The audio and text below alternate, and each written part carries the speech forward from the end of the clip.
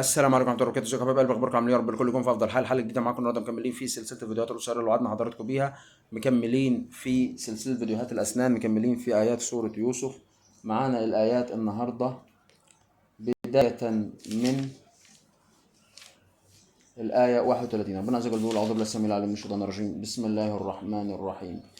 فلما سمعت بمكرهن أرسلت إليهن وأعتدت لهن متكئا، وآتت كل واحدة منهن سكينا وقالت اخرج عليهن.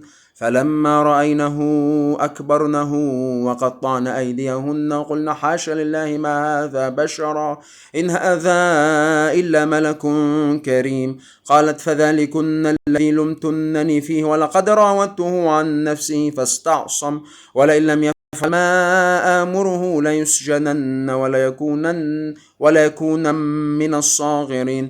قال رب السجن أحب إلي مما يدعونني إليه، وإلا تصرف عني كيدهن أصب إليهن وأكن من الجاهلين. فاستجاب له ربه فصرف عنه كيدهن إنه هو السميع العليم. ثم بدا لهم من بعد ما رأوا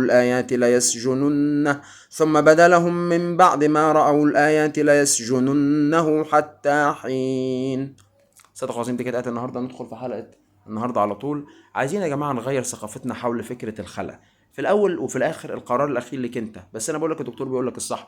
عايزين نمشي بمنهج جديد وفكر جديد، إن إحنا ما نخلعش الضرس ده إلا في أسوأ الاحتمالات. أو أنت عارف، يعني عارف لو الانسان عايز يحافظ على ضرسه هيحافظ عليه حتى في اسوأ الاحتمالات، بس التكلفه هتكون عاليه شويه. بيتعمل له حشو عصب ودعامه وبيتبني تاني وتعمل له طربوش وكذا، وممكن تبني يعني تبني ضرس من الصفر على الوضع اللي انت رايح له بيه. بس نكون عندنا فكره ان انا هستحمل حتى لو في الم، حتى لو حصلت اي مضاعفات في النص، انا مستحمله في سبيل ان انا احافظ على ضرسي، لان ضرس ربنا ما بيتعوضش تاني ابدا.